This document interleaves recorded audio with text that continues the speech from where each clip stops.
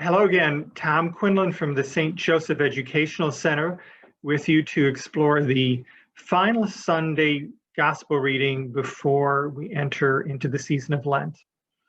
So this is the Gospel for February 14th, and it's a continuation of Mark's Gospel, chapter 1, verses 40 to 45. And this is a relatively short and simple passage. It speaks to, again, the compassion of Jesus, for he was, quote, moved with pity as a leper came and knelt before him and pleaded for healing. Healing of physical and spiritual ailments is a central part of Jesus' mission and a part of how he lives and what he does in his 3 years of ministry, healing people across the regions of Galilee and then Judea.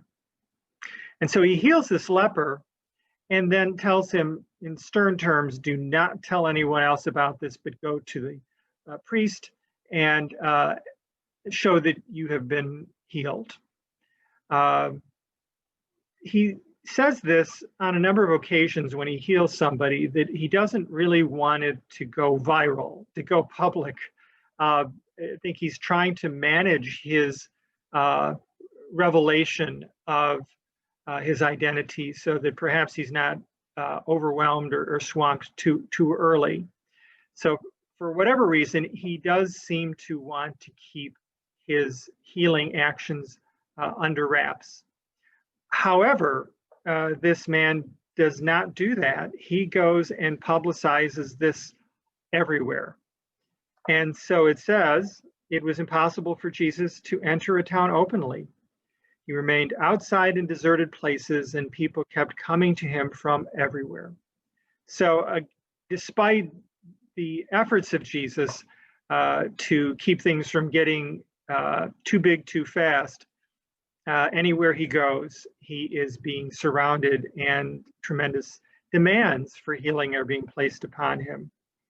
And so he finds deserted places to hang out, perhaps to be sleeping away from the maddening crowd. So this gives us a sense of Jesus as somebody who is not impervious to fatigue or to maybe a sense of overwhelm.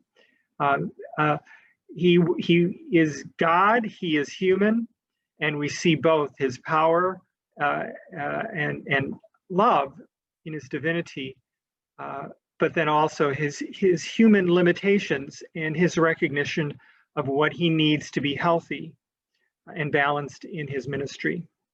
And so a model again for us in how can we live up to the demands, sometimes the tremendous, overwhelming, anxiety-producing demands that come to us in our work, our family life, our associations and relationships outside the home.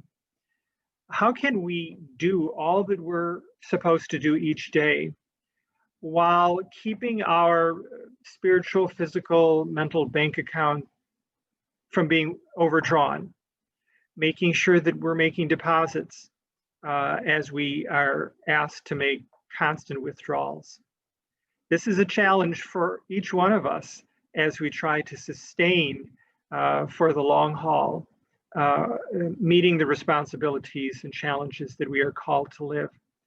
This was also a human challenge for Jesus.